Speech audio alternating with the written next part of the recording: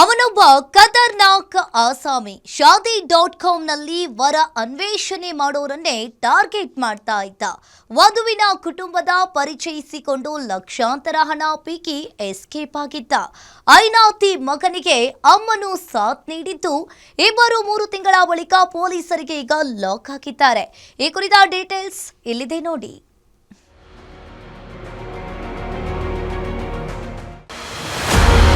ಶಾದಿ.ಕಾಮ್ನಲ್ಲಿ fake profile create ಮಾಡಿ ವಂಚನೆ. ನಾನು ಜಡ್ಜ್ ಪರೀಕ್ಷೆ ಬರ್ತಿದ್ದೇನೆ, ಜಡ್ಜ್ ಆಗ್ತೇನೆ ಅಂತ ದೋಖಾ. ಈ ಫೋಟೋದಲ್ಲಿರೋ ಐನಾತಿ ನೌಟಂಕಿ ಅಮ್ಮ ಮಗನನ್ನ ಒಮ್ಮೆ ಸರಿಯಾಗಿ ನೋಡ್ಕೊಳ್ಳಿ. ಸ್ಟೈಲ್ ಆಗಿ ಕಾರಿಂದ ಇಳಿದು ಪೊಲೀಸ್ ಸ್ಟೇಷನ್ಗೆ ಎಂಟ್ರಿ ಕೊಡ್ತಿರೋ ಈ ಭೂಪನನ್ನ ಕಳೆದ ರಾತ್ರಿ ಆಡುಗೋಡಿ ಪೊಲೀಸರು ಅರೆಸ್ಟ್ ಮಾಡಿದ್ದಾರೆ. ಮೂಲತಃ ಮೈಸೂರಿನವರಾದ ಇವರು ಡಾಕ್ಟರ್ ಪ್ರದೀಪ್ ಜೋಸೆಫ್ ಮತ್ತು ಕಲಾವತಿ ಅಂತ ಪರಿಚಯಿಸಿಕೊಳ್ತಾರೆ. ಮ್ಯಾಟ್ರಿಮೋನಿಯಲ್ ಮೂಲಕ ವರನನ್ನ ಹುಡುಕುತ್ತಿರುವವರನ್ನೇ ಟಾರ್ಗೆಟ್ ಮಾಡಿ ಮದುವೆಯಾಗೋದಾಗಿ ನಂಬಿಸಿ ಲಕ್ಷ ವಂಚಿಸಿ ಎಸ್ಕೇಪ್ ಆಗೋದನ್ನೇ ಇವರು ಪ್ರೊಫೆಷನ್ ಮಾಡಿಕೊಂಡಿದ್ದಾರೆ. ಮದುವೆ ಹೆಸರಲ್ಲಿ ಮಾಡಿದ್ದೇನು?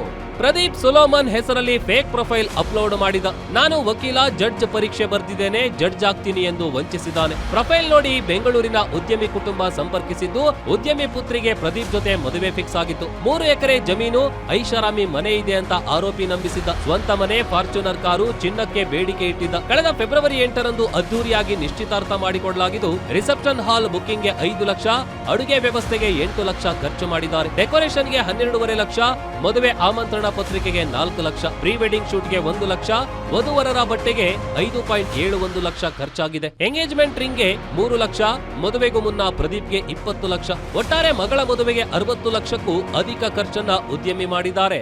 ಇನ್ನು ವಧುವಿನ ಕಡೆಯವರು ಕೂಲಂಕುಷವಾಗಿ ವಿಚಾರಿಸಿದಾಗ ಈ ಆಸಾಮಿ ಈಗಾಗಲೇ 10ಕ್ಕೂ ಹೆಚ್ಚು ಮಹಿಳೆಯರಿಗೆ ವಂಚಿಸಿರುವುದು ಬೆಳಕಿಗೆ ಬಂದಿದೆ. ಅಷ್ಟೇ ಅಲ್ಲದೆ ಸ್ನೇಹಿತರ ಹೆಸರಲ್ಲಿ ಚೆಕ್ ಪಡೆದು ಮೈಸೂರಿನ ಹಲವು ಕುಟುಂಬಗಳಿಗೂ ವಂಚಿಸಿ ಕಿರುಕುಳ ನೀಡಿದ.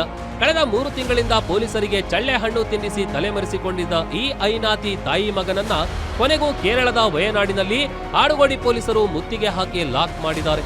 ಘಟನೆ ಬೆಳಕಿಗೆ ಬರ್ತಿದ್ದಂತೆ 10 ಯುವತಿಯರ ಜೀವನದ ಜೊತೆ ಈ ಅಮ್ಮ ಮಗ ಚೆಲ್ಲಾಟವಾಡಿರೋದು ಪಕ್ಕಾ ಆಗಿದೆ. ಇನ್ನಾದ್ರೂ ಈ ವರಮಹಾಶಯನ ಆಟಾಟೋಪಕ್ಕೆ ಕಂಪ್ಲೀಟ್ ಬ್ರೇಕ್ ಬೀಳುತ್ತಾ ಅನ್ನೋದನ್ನ ಕಾದು ನೋಡಬೇಕಿದೆ. Ajay Kumar, crime bureau, guarantee news, Bengaluru.